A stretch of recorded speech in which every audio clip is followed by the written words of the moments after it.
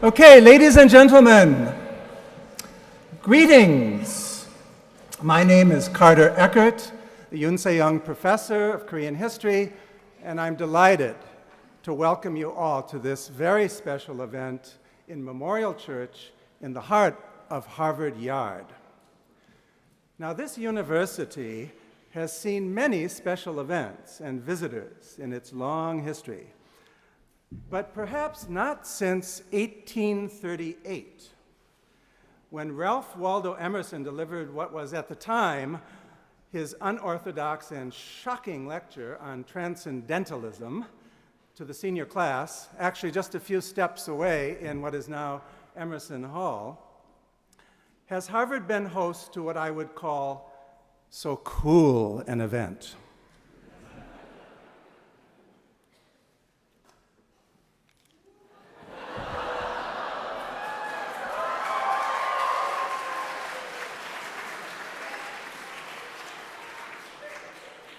Am I wrong? I ask you all, Psy at Harvard. Now, how cool is that?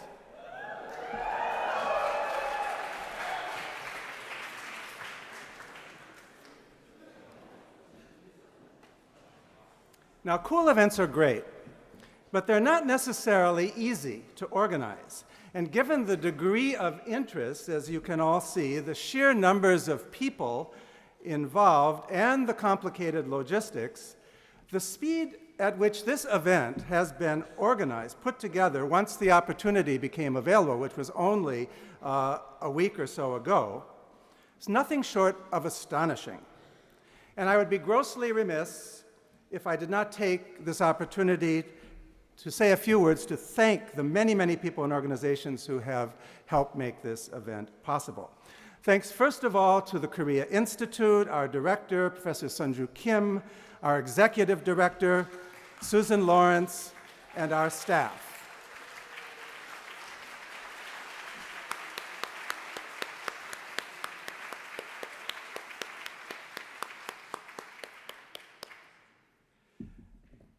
I'd also like to thank our co-sponsors, Learning Performers Program and the Office for the Arts at Harvard, the director Tom Lee, and the Edwin O. Reischauer Institute of Japanese Studies under the directorship of Professor Ted Bester. Thank you.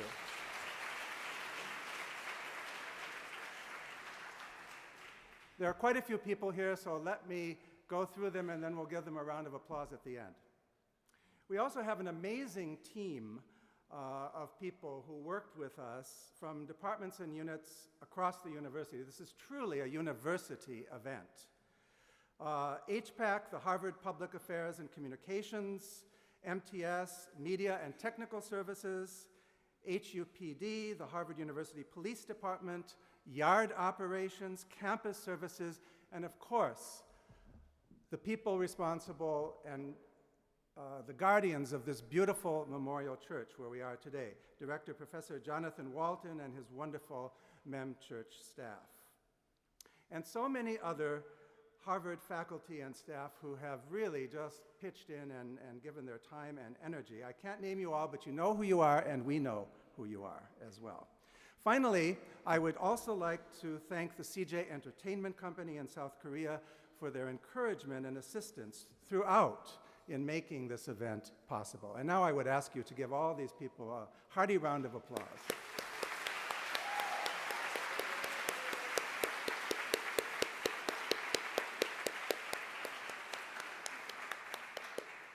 You know, as I look over this huge crowd of more than 1,000 people, I'm told, I have to confess something.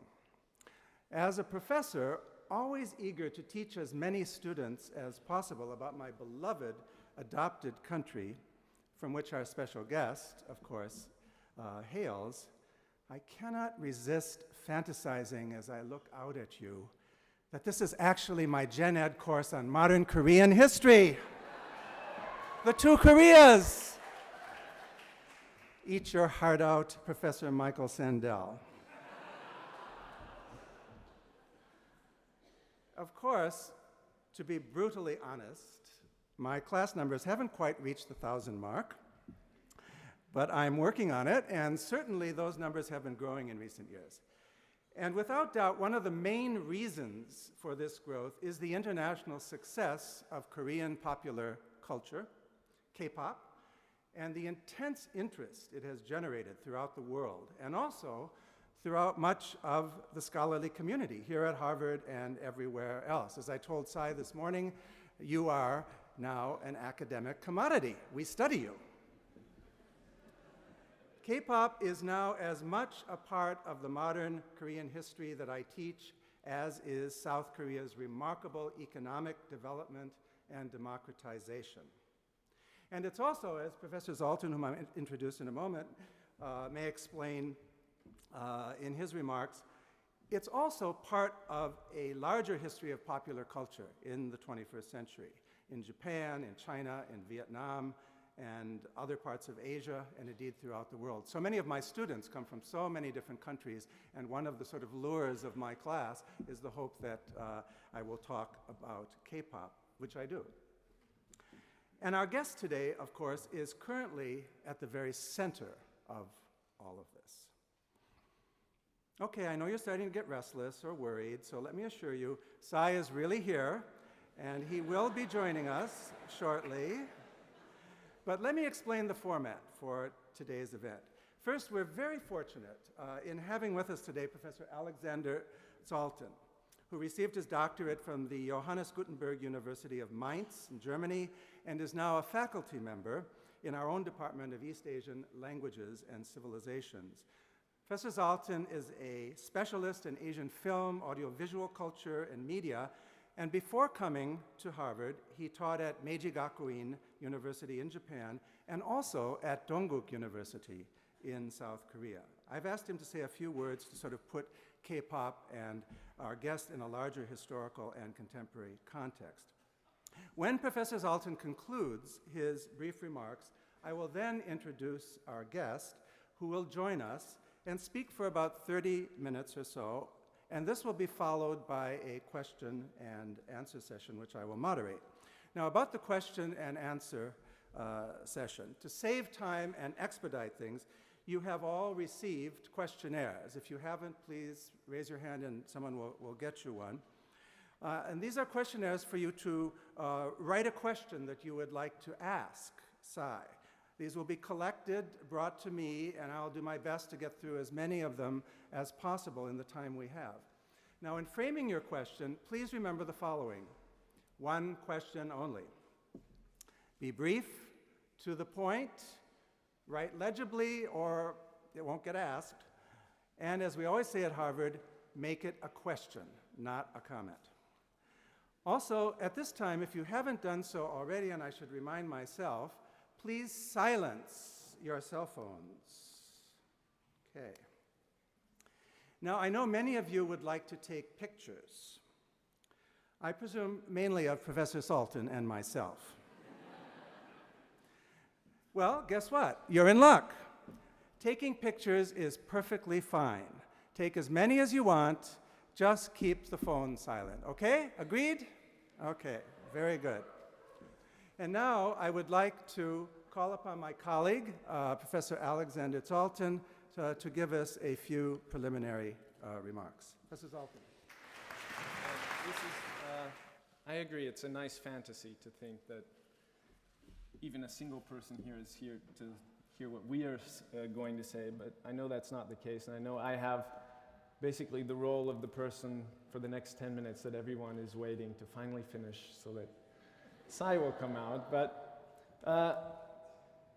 I would like to take those few minutes because I do think there's something incredibly interesting going on here, and all of you can feel kind of the energy in the room. It's really palpable, and just, you know, it's energy that's generated by the expectation that soon a pop star from Korea will come in.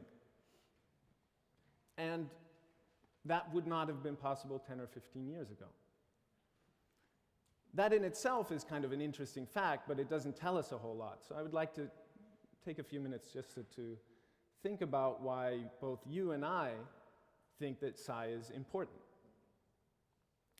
Before I do that, I want to do a quick poll I want to ask you what you think, which cultural commodity, which part of Korean cultural production, pop cultural production, is the most profitable at this moment? What is making the most money in terms of exports of popular culture from Korea? Is it movies? Is it video games? Is it music? Is it TV dramas? So when I say movies, I want you all to say movies. And if you think that movies are the #1 earners, say it really loud. And if you think, they're number 2 or 3, just say it very quietly, okay? So, do you think it's movies? Wow, that's, okay. Do you think it's music? Okay. Do you think it's TV drama? Say drama. Okay. Do you think it's video games? Say games. Okay, I guess drama 1 is my impression. I'll come to the answer in a few minutes. It's interesting, actually. Actually, in 1998, I wouldn't have been able to tell you that answer, because until 1998, the amount that the Korean entertainment industry earned through exports was so small that the government didn't even keep statistics on this. 5 years later, in 2003, already, the entertainment industry was making around $650 million through exports. And since then, it's become, of course, a multi-billion-dollar business. Especially Japan and Korea's media industries have become immensely successful in the last 15 to 20 years. It's one of the big, very astounding success stories in terms of pop cultural economies. And it was around 10 to 15 years ago that both Korea and Japan, both the Korean and Japanese governments decided that this was actually interesting. And they started to change legislation, give out subsidies, and try to actively support pop cultural production, which is interesting because before that, popular culture was seen as kind of embarrassing. And when the governments wanted to portray themselves outside of, to the world, so to say, they always relied on what was called traditional culture. And now, because this has become such a popular, successful model, that kind of policy has traveled throughout East and Southeast Asia. So now, Taiwan, Singapore, Thailand, the Philippines, mainland China, of course, Hong Kong, have all started to emulate these models. And it's become kind of a fad. And we have no idea how successful they're going to be, but I think we all know that 15, 20 years from now, global popular culture will be a lot more influenced by Asian pop cultural production than it is today. We'll know a lot more names of singers, computer programmers, and directors from Asia.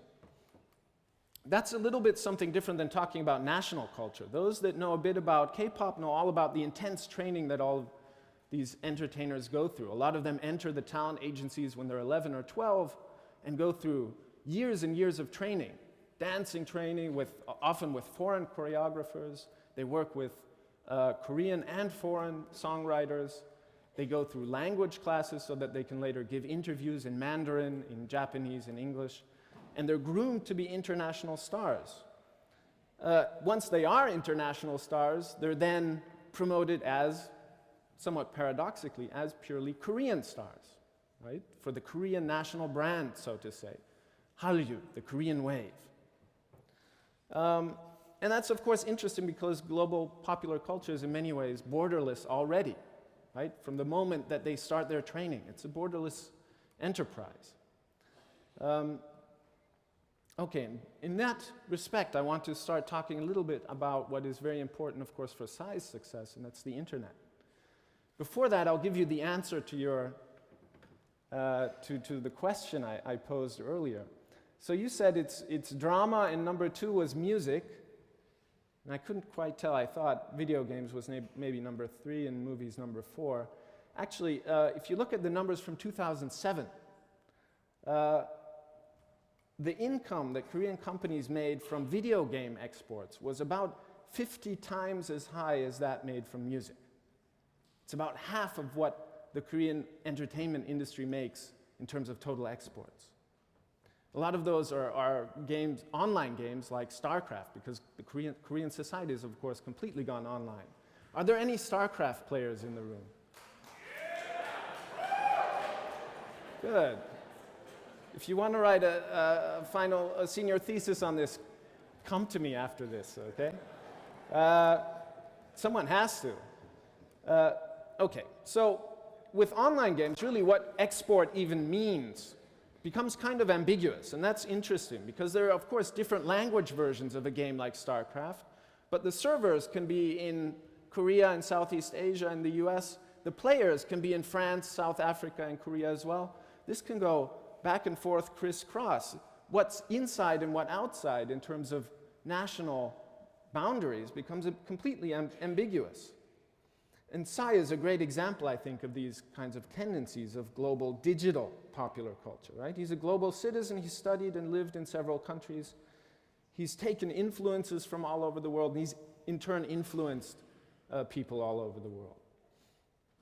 He's deeply connected to digital culture. His international success was, of course, channeled through YouTube, while his national success in Korea, and he's been a star in Korea for quite some time, was always channeled through television, which is much more nationally bounded as a medium. And the many videos that were produced as kind of a homage or a parody to Gangnam Style were a part of this, and that's not incidental. Psy has talked about how much work he put into the horse riding dance. To develop it, really, many, basically weeks and weeks, just to develop this dance, to make it distinctive, interesting, but something that people can also fairly easily imitate and latch onto. And this form of imitation and videos that also people can latch onto and create their own version, that's the art of stimulating participation, and that's part of global digital culture. That said, I can't do the horse riding dance at all. But I'm told it's easy, actually. So, this is also part of what distinguishes Psy from other K-pop stars and the K-pop, and making him kind of special within that industry. He was not groomed and trained over years by a talent agency, and talent agencies will then, of course, send out their stars and kind of in the TV model. They'll show them around and sell their music. People will buy their music, right? It's not so much about participation initially. It's a TV model, not an internet, global digital culture model, right? And the Korean industry has tried for years now, the music industry especially, to have a breakthrough in the US using that TV model. And it didn't work. And it was Psy who was using the digital internet model, participatory culture model, who was not groomed in a talent factory like others, and who was often very controversial. And I'm sure he has something to say about suddenly attitudes changing in Korea after Gangnam Style, and people that before saw him as a controversial troublemaker suddenly seeing him as the pride of the nation. But it was him that had this commercial success, not groups like 21 or Big Bang or so. Not that they're not talented. But since it was Psy, and he has a model and a career that is not that easy to replicate or to produce in a factory-type model, there are a lot of executives, I think, right now in Korea scratching their head, thinking about what to do next to produce a similar kind of success. But that's not really our problem, so I'm going to stop here and get out of the way and shut up so that Carter can finally, oh yes, it's going, okay, can finally introduce Psy. It's now my pleasure to introduce our main guest and our speaker today. What more can I say? He's a genuine cultural phenomenon from Korea, but of the world. Please welcome Psy.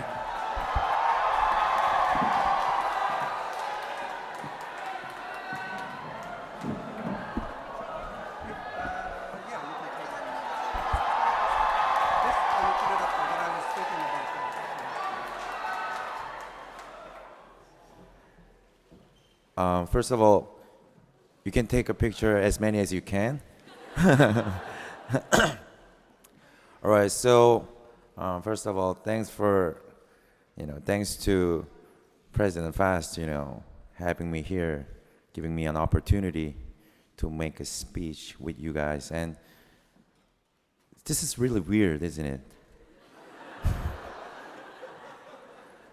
you know, um, you might know about this, but I was in Boston. I spent 4 years in Boston when I age was college student age, and it was from 96 to 2000.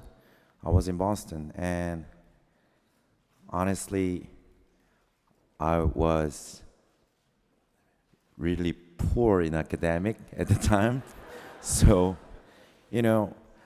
I literally lived in Boston, but, across the river, there's a university called Harvard, but I've never been to Harvard, and I just saw the Harvard, and oh, that's Harvard, looks nice, and then, I just lived 4 years, having nothing to do with Harvard. But after 14 years, who knew I came back here? I came back to Boston to make a speech in Harvard. Isn't life beautiful?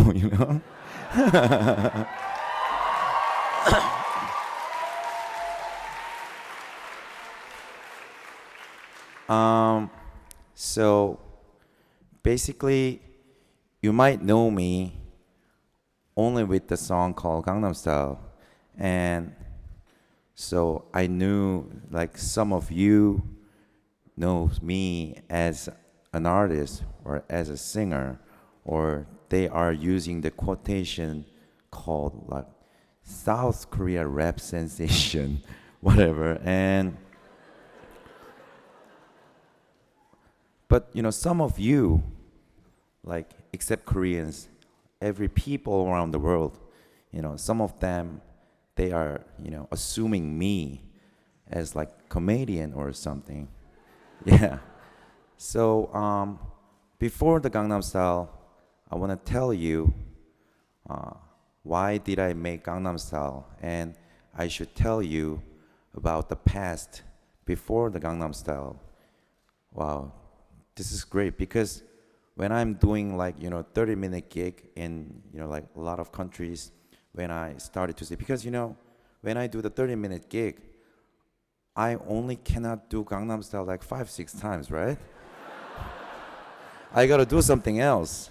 And that's what the promoters expect me to bring me having a 30-minute gig. So I'm asking them like, oh really, 30 minutes? What should I do with Gangnam Style? And he's saying like, hey, we heard that you've been a singer for more than a decade, and you should have some songs. Yeah, I have a song, but can I and may I, and like, is the audience okay with that? And he's like, oh, they gonna love it. But when I step into the stage, and I gotta explain them, because when I step into the stage, like for example, Australia last February, there were some shows called Future Music Festival, and it was like electronic music festival. And you know what that kind of festival is all about? They are like half naked, and they are. It's like 19 over show, and they were literally drunk, and they are expecting something dynamic. So when I step into the stage, they are like oh, yeah, oh, whoa. So, like hundreds of thousands of people, half naked, dynamic people, they are like doing all that, oh. But in front of them, I gotta say the same thing that I just told you. I gotta tell you about my past before Gangnam Style. And they are saying like, no! So the reason why I'm telling you this right now, this was the first reaction that that I said, I'm gonna tell you the past before Gangnam Style, and this was the first time such a calm reaction, and I appreciate that.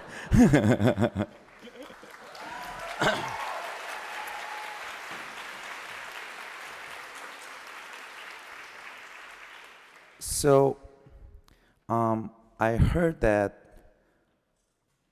I'm the first guy, I'm the first person who's making a speech at Harvard without script. So they were, when oh, thank you. So when when I step into the, this church, the back door of the church, like, a lot of colleagues, like, of your university asked me, like, so, can we have the script? And I said, no.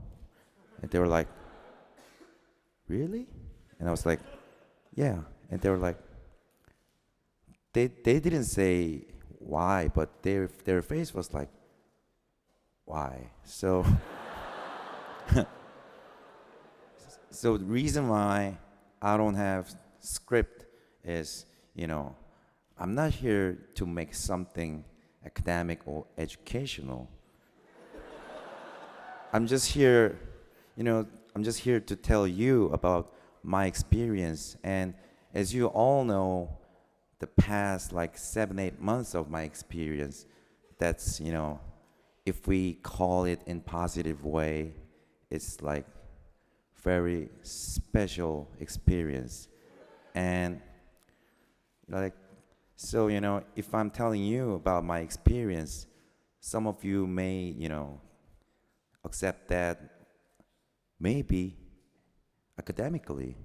So maybe some of you, but most of you gonna say, like, after like every speech is done, like, was it? What was it? What was it? What was he saying? So think it that way. So what I heard was, until today, you guys were in what was it called? Like reading day, right? And today is the end of the reading day, right? So end of the reading day, you're facing Psy, and so what I call it, the situation right now we are facing, I'm not gonna call it end of the reading day, but I would like to call this the beginning of striking.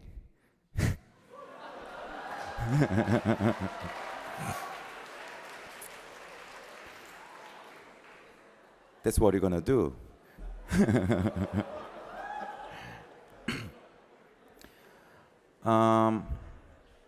So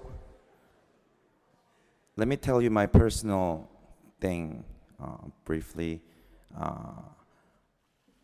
I was born in Korea in 1977, and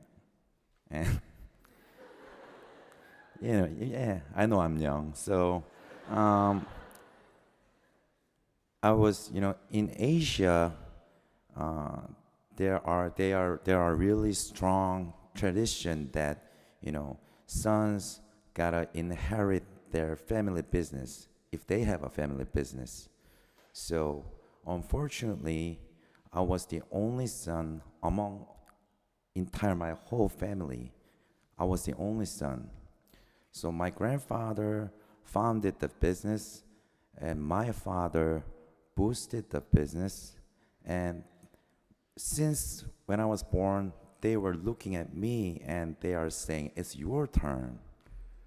But they, started to keep frustrating what I've done, academically and so on. So what I tried to do was, I don't want to be, the business is, semiconductor equipment thing.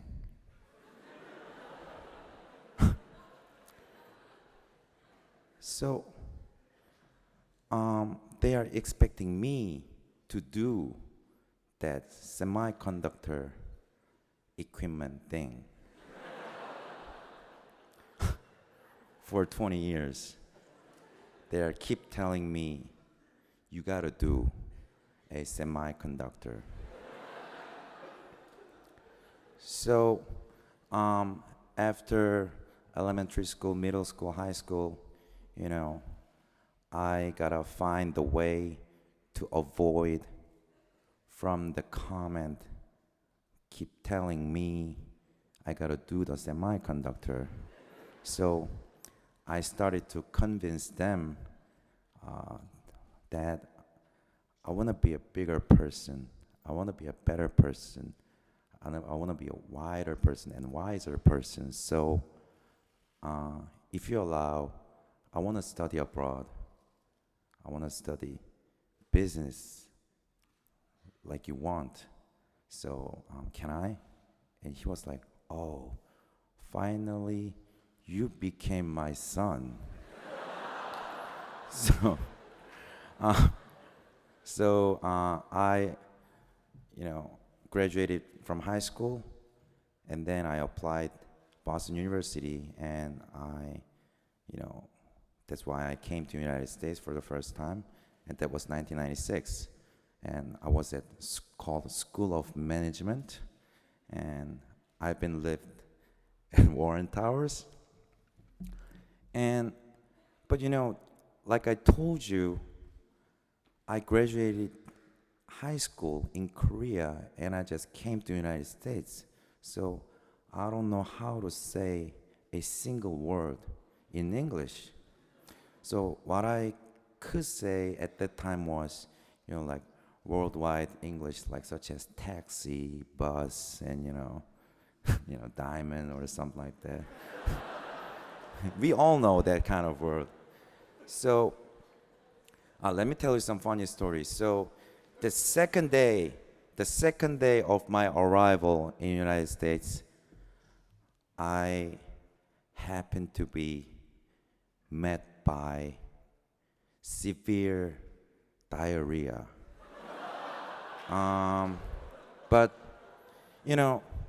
that was my second day in the United States. So I don't know how to express diarrhea. How can I know diarrhea? That was my own second day in the United States. There were 3 words I only know was taxi, bus, diamond. So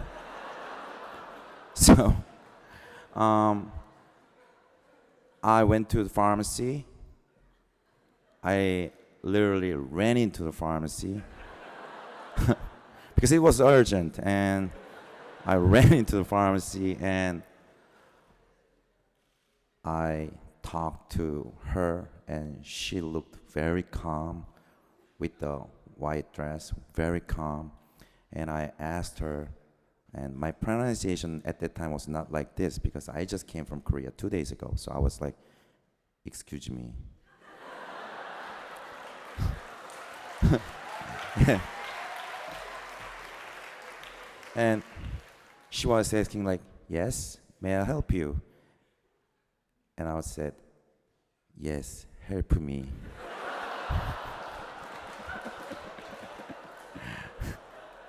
So,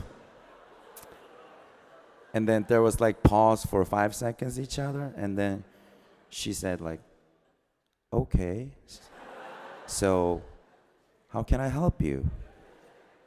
So I talked to her. I have a problem. And she said, okay. And I said, but I was urgent, and she was so calm, and I was like, ma'am, I have a problem, and it's a big problem. And there was like another pause for 5 seconds, and she said like,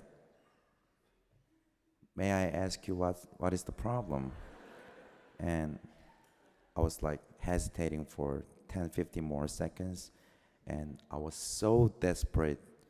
I gotta buy that medicine immediately. So what I talked to her was, I have a water shit.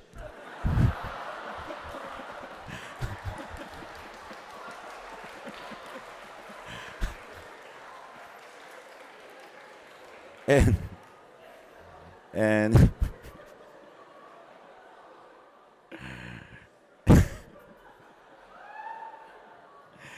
and after that happened, she gave me the medicine immediately.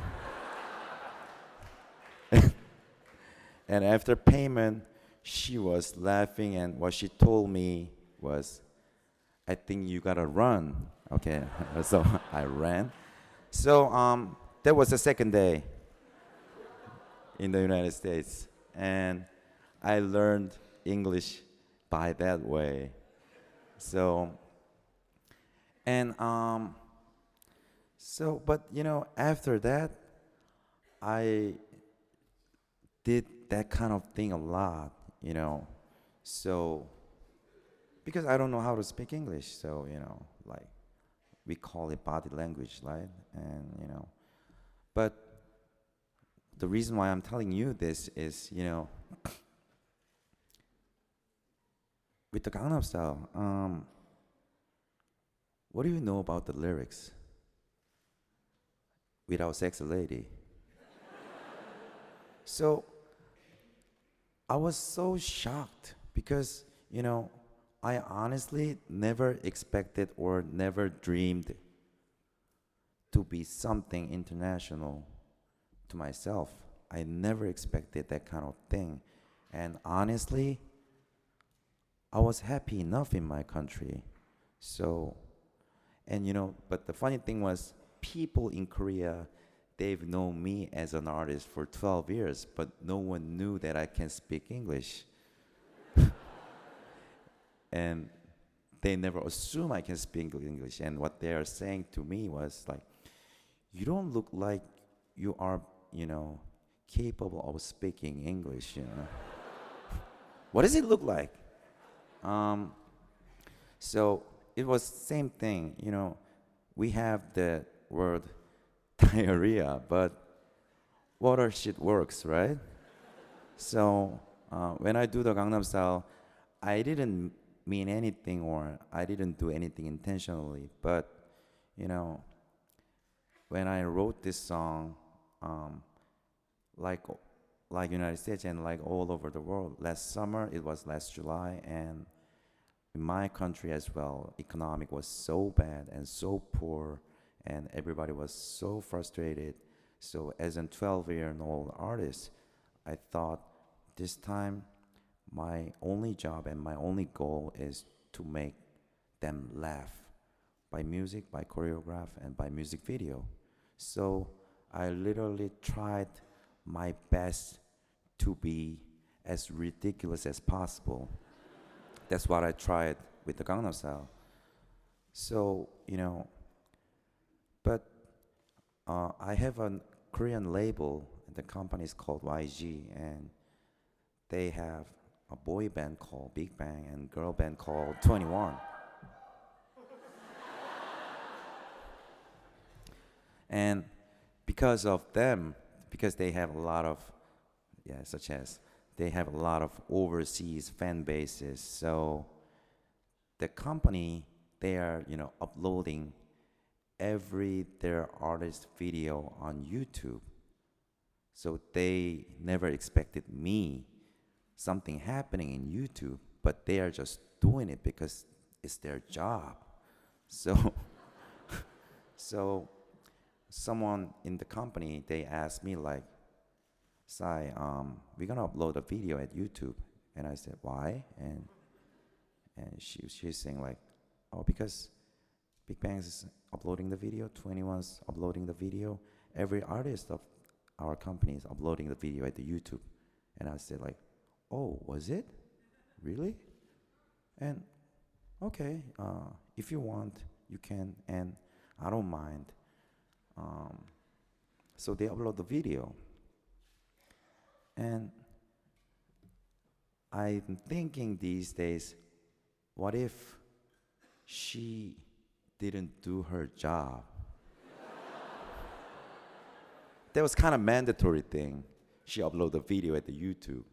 So, but she might skip that because we never expected anything in YouTube. So she just did her job, and we upload the video.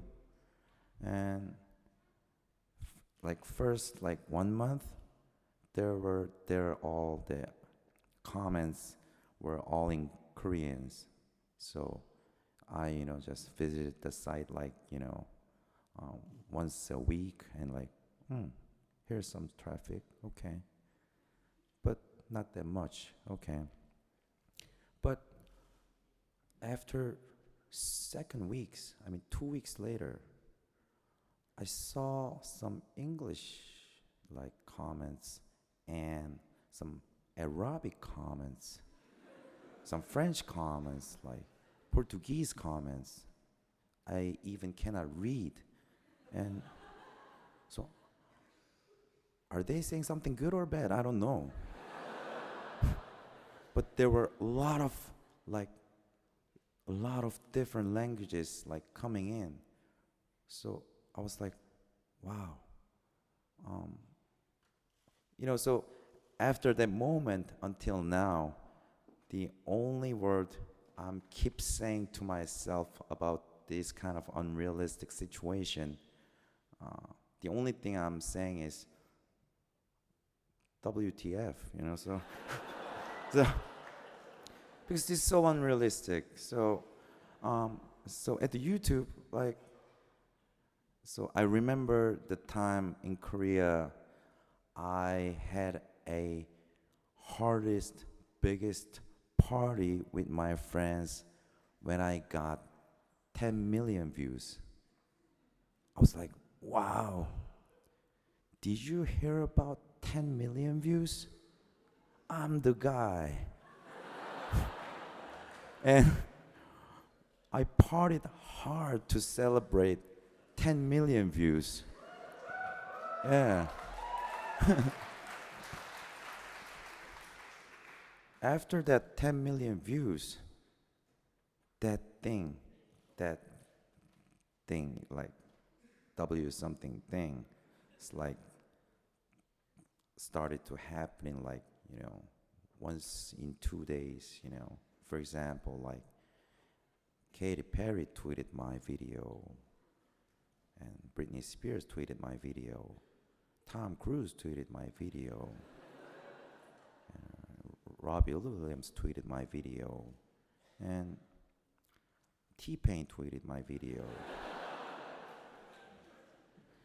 And besides T-Pain's, adding a lot of cute emoticons of horses, and he's saying, op, op, op, op, wow. So,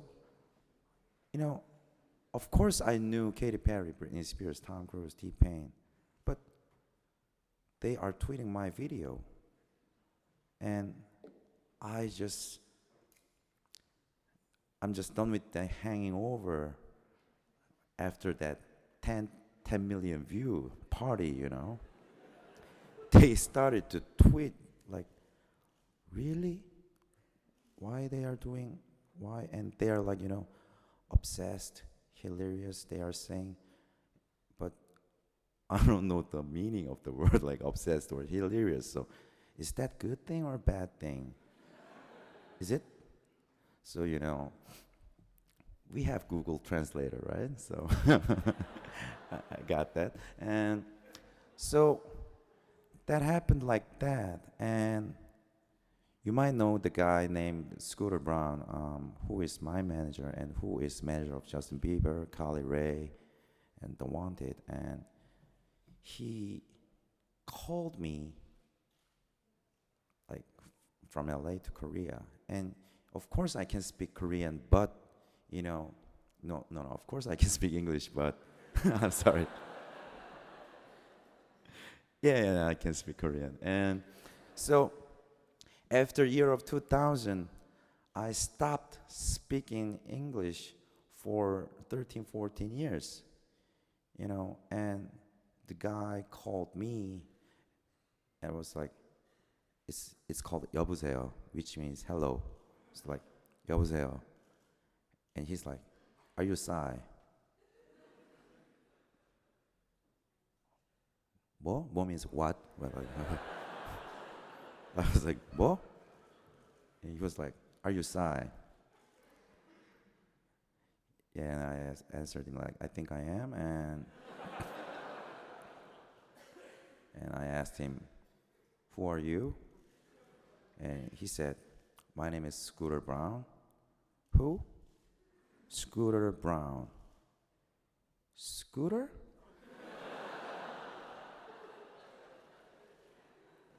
Is that name of you or your hobby or so he said, I'm a manager of Justin Bieber. But I thought it was like, wrong number or his I thought he was not the guy. Why manager of Justin Bieber make a phone call to me?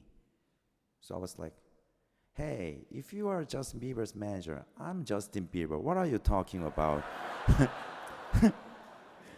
And all right, give me your address. I'll send you a picture of proof. All right, send me a picture of proof. You, Justin, standing together, look very familiar. Come on, send me the picture. I gave him the email address, and he sent me the email address. And I saw the picture, and he was like, with literally everybody. I was like, holy, really? And I called him really politely,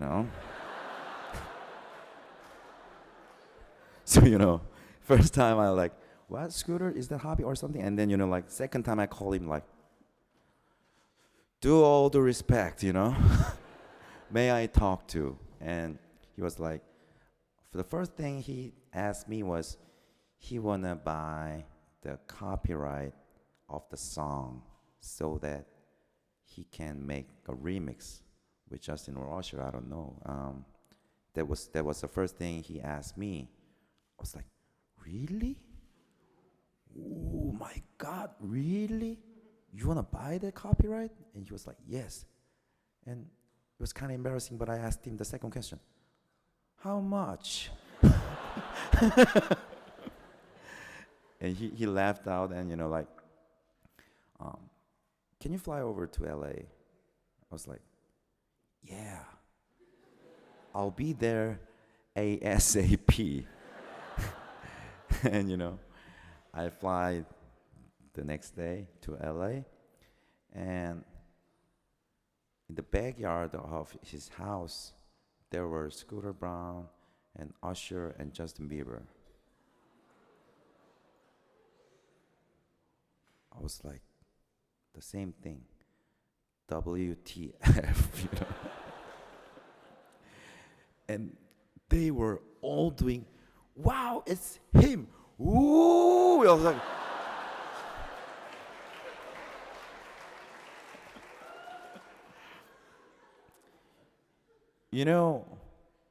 how beautiful Usher is when he smiles, right? So with that eye, like,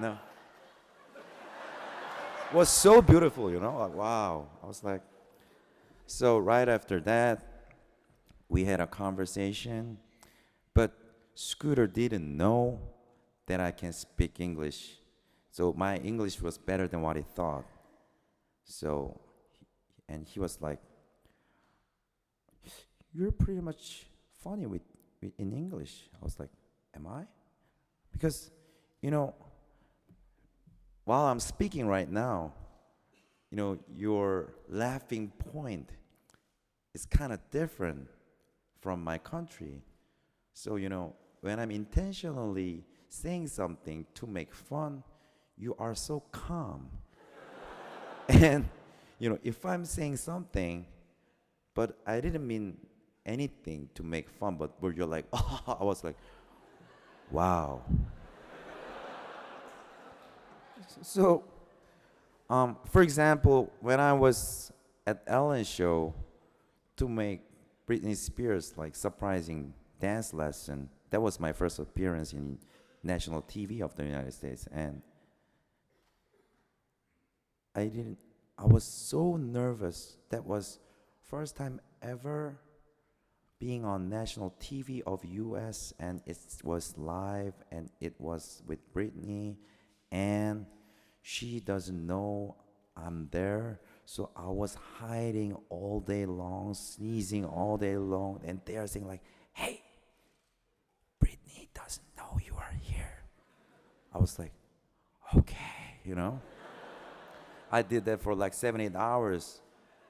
It was really hard, like, okay, you know. And when I stepped in, Britney was there with the Simon Cowell to promote the X Factor, the premiere of the X Factor. So she didn't expect having a dance time, so she literally dressed up really classy dress. That was pink dressy skirts, and it was like really tight skirts, one-piece skirts.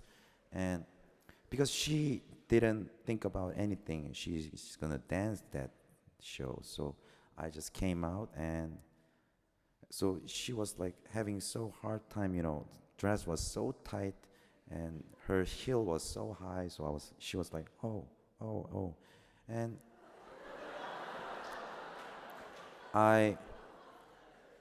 so what I told her and told to the people, because she were so classy, so what I told her was, you know, the theme of the dance and song is, you know, dress classy and dance cheesy. So that was the thing. But they were like, when I said like, the theme of the song is dress classy and dance cheesy, and they were like, wow. Like, I was like, is this funny? And you know, besides, they were laughing out loud, but this time you were calm, right? When I said dress class dance cheesy, and you were like, it's like, I don't know, it's so random. But so when I met the Scooter, and he you know, offered me very strange, very weird, but genius piece of the idea. So the first thing I asked him was, all right, though, so I'm asking him like, so you still want to buy the copyright of the song? But you know, he found out some my concert footage at the YouTube while I'm flying, and he was like, hey, how many people was that? And I was like, what people? And he was like, in your concert in Korea. Oh, you saw that? Yeah. It was like 30,000, 40,000. And what is the population of your country? It's 50 million. And I was like, he was like, oh, why don't we sign? Really? And he was like, yeah, with the Gangnam Style. And I asked him, the first thing was, should I translate the lyrics in English? If I try hard, maybe I can rap in English. And here comes the genius idea of him, and I was so lucky to meet him, because what he told me was, hey, Sai, if you rap it in English, we already have it a lot, and most of them, they are better than you. But if you rap it in Korean in United States, you are the number one, you know? Yeah, that's what he told me. I was like, oh, so you want to keep the lyrics in Korean? And he's like, yes. Then, but people, you know, people gonna having a very hard time when they're listening to the song. So what we talked about was, so you know, the funny thing is, when I perform the Gangnam Style and the new single Gentleman these days all over the world, and you know, they don't have any idea what I'm talking about. They're like, yeah, Sana, hey, yeah, Sana, hey. And they are waiting all over until sexy ladies coming, and they're like, Sana, hey. And like, oh, sexy ladies coming like, sexy lady. And they're like,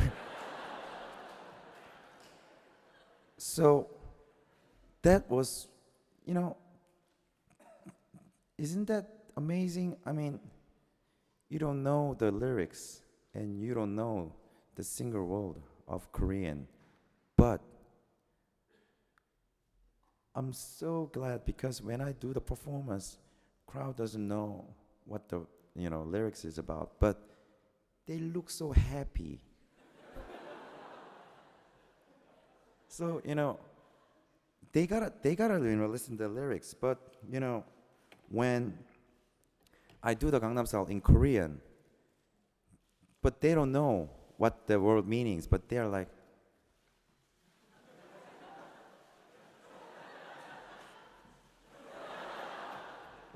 so I think there were something beyond the language. I think there were. I didn't realize that time because at that time I was so shocked every day. But yes, there was something beyond the language. So we can assume it music, but that's so boring answer. So something beyond language is music. Music makes everyone united. I'm not gonna answer in that way, but something beyond the language, I think it's fun. The word fun. So all of you and all the people around the world, we love funs, right? Yeah, we like the fun. We like fun. So, not the group fun, fun. And yeah, so this is the thing. I try to make some joke, but you're like, yeah, it's random. I don't know. Right. Um, so after that Britney Ellen show, I did the Today show at Rockefeller Center, and I could imagine the picture that all the tourists and visitors at the East Coast, they are taking a family picture time in front of the Rockefeller Center. And I did it as well with my family when I was young. And I did a gig which is called Today Show in front of the Rockefeller Center in the morning. And I'm always curious why they have so many popular TV programs such an early in the morning in the United States. It's really hard to wake up like 5, 6 a.m., doing a rehearsal at 6:20 a.m. I was like, oh, and but the program's so popular. So after today's show, I did something with MC Hammer at the American Music Award. And after that, we got a phone call from the artist who's gonna do concert in Madison Square Garden, and the artist want me to collaborate to do some mashup. So I asked like, who is that? And it was Madonna. So at that time, I was at number 2 in Billboard, but still, Madonna, she wanted to me make a collaboration in Madison Square Garden, do the mashup with the Gangnam Style and her song, Give It To Me. Yeah, that's the exact same thing. Wow, give it to me, Wow, it's Madonna. And so, but it was really funny because she is so professional, but honestly, too professional, because I'm just a special guest and we are doing just one song. But, so, she said, I need a rehearsal. Yeah, of course, we need a rehearsal because we got to check up all the things, appearance, disappearance, and so on, and the dance together. We got to check everything. But that was so unique and so strange. She asked me to wear very nice formal black suits in the rehearsal. I was like, why should I wear so nice at the rehearsal? I'm just guest and I'm just doing one song and I'm leaving, but she asked me to do so. So I was like, okay. So, I really dressed up nice, black suit, and I went to the Madison Square Garden. So I expected maybe it's Madonna, so maybe she's rehearsing with the very nice outfits because it's Madonna. But she were wearing like sweatpants and sweatshirts. So she wear like literally very convenient outfits, and I was the only one who's wearing like black suits. And we rehearsed together, and we did everything together. And there was really cool thing. The first thing so like I step into the stage, she was lying on the stage, and like, hey honey, hi there. I was like, wow. Oh, look at her. Like lying on the stage and ask me, hi honey, am I her honey? Wow. and the first thing she told me was coolest ever. Honey, you can touch anywhere of my body on the stage. But I was like, without hesitating, I was asking her, really?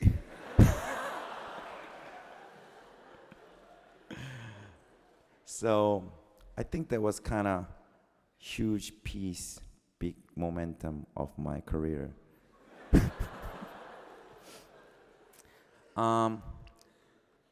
So after that, I was in Times Square for the New Year's Eve, and then, I'm traveling all over.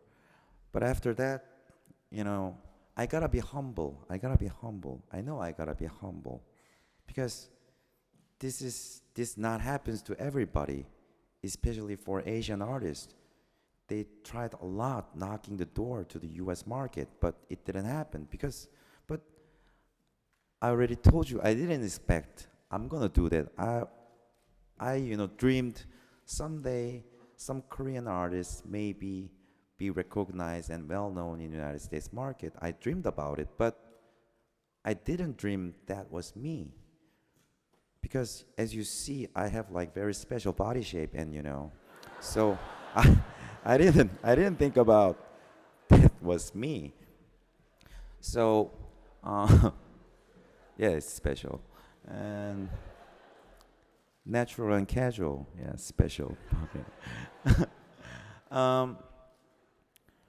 So after promotion in U.S. is done, I got a lot of offers from like France, British, like Italy, Germany, Brazil, like Hong Kong, China, and so on. Literally every country. So last 4 or 5 months, I've been to 26, 7 countries, and it was 50 something cities in 4 or 5 months. And it was really happy, but what I gotta do every time is, they're asking like, hey Sai, teach me how to dance. Hey Sai, teach me how to dance. So, yeah, like this. Yeah, like this. To 20 something countries and 50 something cities, teaching that horsey. And one day, I had a nightmare that, when I slept, I had a nightmare that, in that nightmare, I was a horse.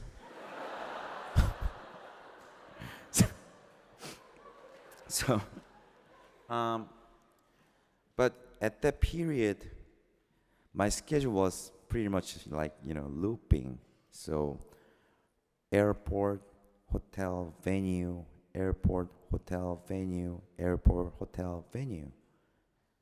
So, in the meantime, I didn't aware what country am I, what city I'm at, what time is it, what day is it, and mostly all the airport looks same, venue looks same, hotel looks same. So they were all same, and I was like, I gotta be humble, but I was so exhausted at the time, and had that nightmare so often. Really, I was like zebra, running, at the grass field, like she's angry, like wow, and I'm doing like this. I'm zebra, but I'm doing this in that nightmare, it's really scary. And so after that moment is done, a lot of people started to ask me, what is your next?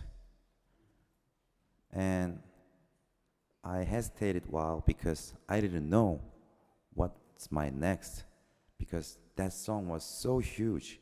Wow. Oh, can you wear it one more time? Can you stand up one more time? Can you stand up? Wow. Wow, you look gorgeous. Wow. Wow, you look great. Wow. That horse in my nightmare just looked like that, Wow, that was beautiful. Thank you. So after that, when I hesitated to answer the question about my next, and people started to say one hit wonder. I was like, what is one hit wonder? And they were like, one song and gone. It's one hit wonder. Oh, so they are saying, am I one hit wonder? And they are saying, yes. Whoa. But I've done this job for 12 years in my country, and I already have like 6, 7 albums in my country. How can I be one hit wonder? But you only have Gangnam Style.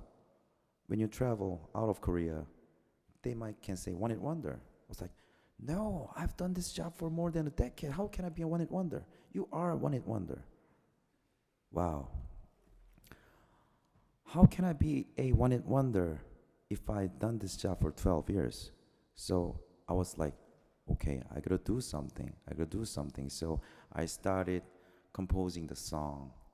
And, at the period, I analyzed the reason why people chose the Gangnam Style. So the word style, that is like simultaneously usage, that has same usage in every country, meaning-wise, pronunciation-wise, and, all-wise, style. Everybody's using the word style all over the world. That's what I got. So, all right, I gotta find the words such as bus, taxi, diamond. So, yeah. So what I found out was the word called gentleman. And gentleman, we are all using that word as the same meaning.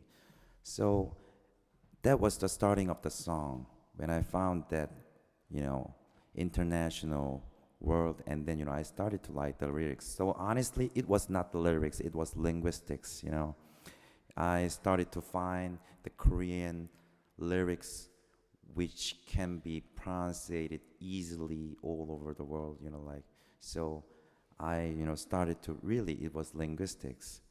And after that, I gotta, invent the video, invent the dance, and, for all the artists, when they are preparing the new one, they are really thinking about themselves like harsh, and they are, really pressed to make some changes.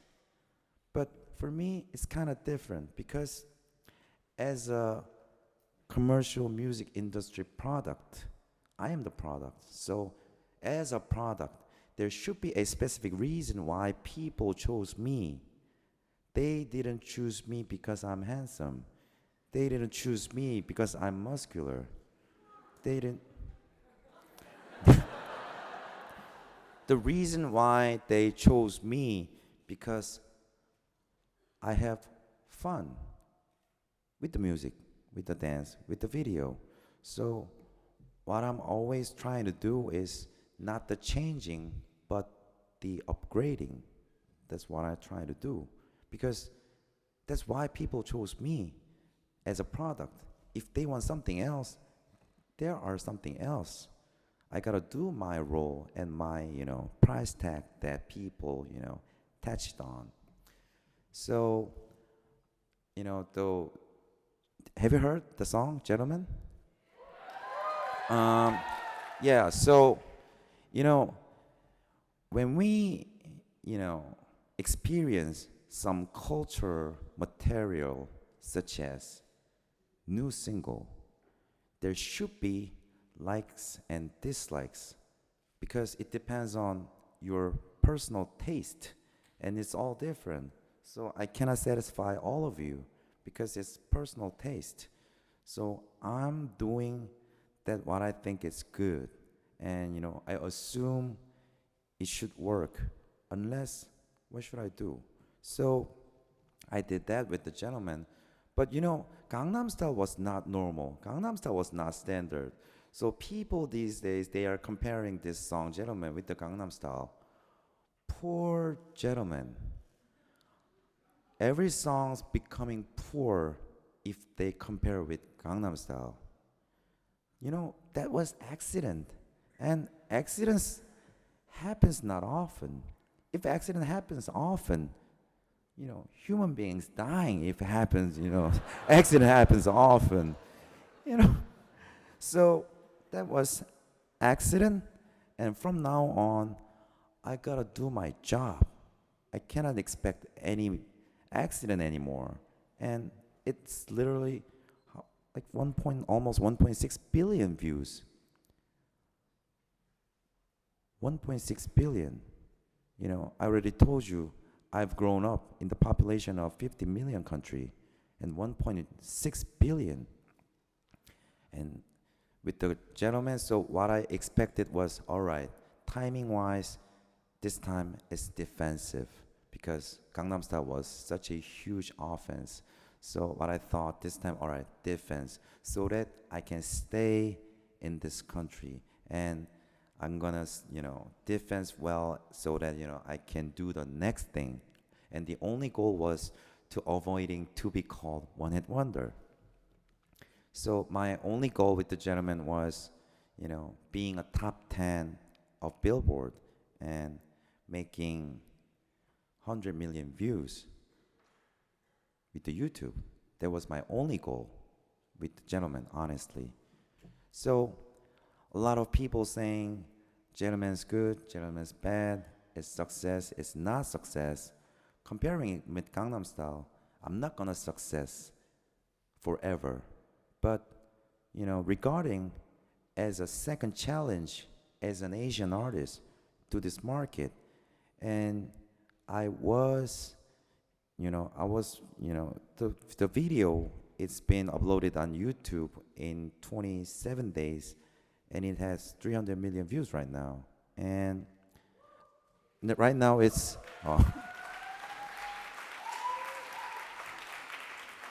and Billboard just announced, gentlemen, this week in Billboard Hot 100, where I was like 33 or something.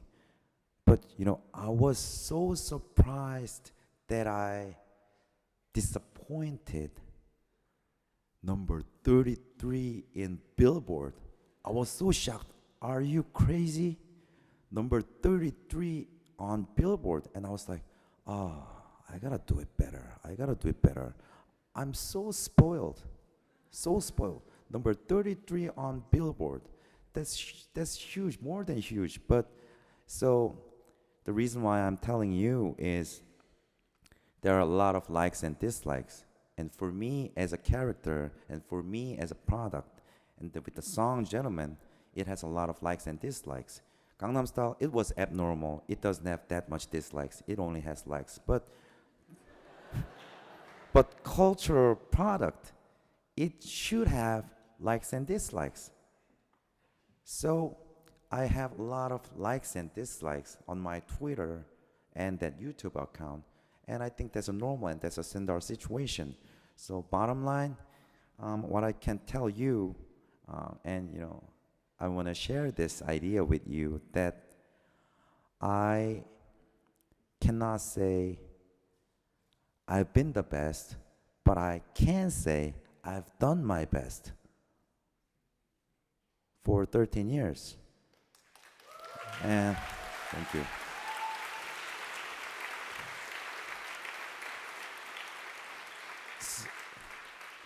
And one more thing. I know we are out of time, but wow, I speak pretty much good English. Am I? Yeah.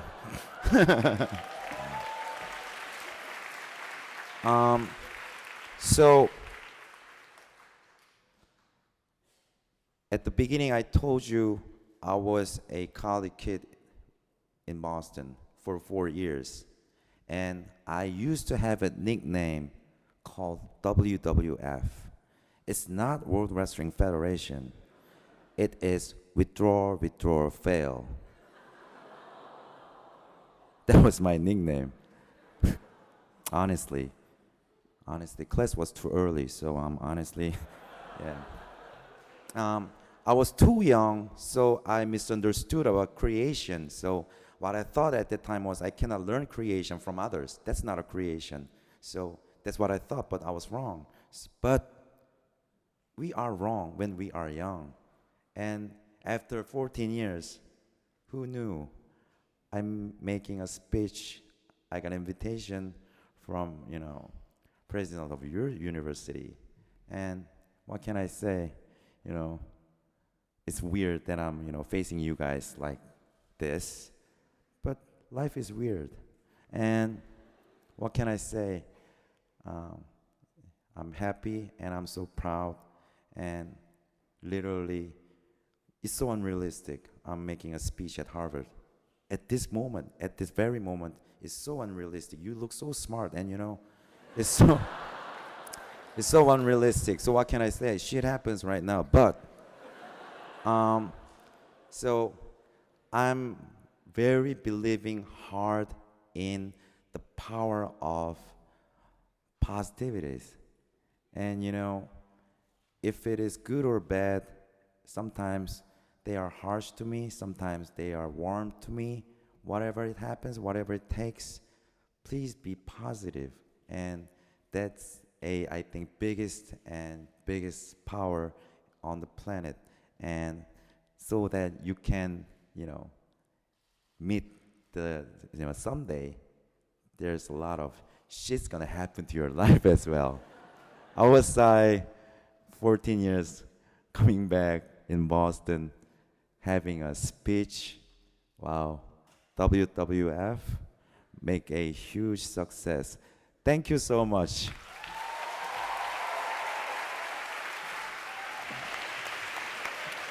Thank you. Thank you.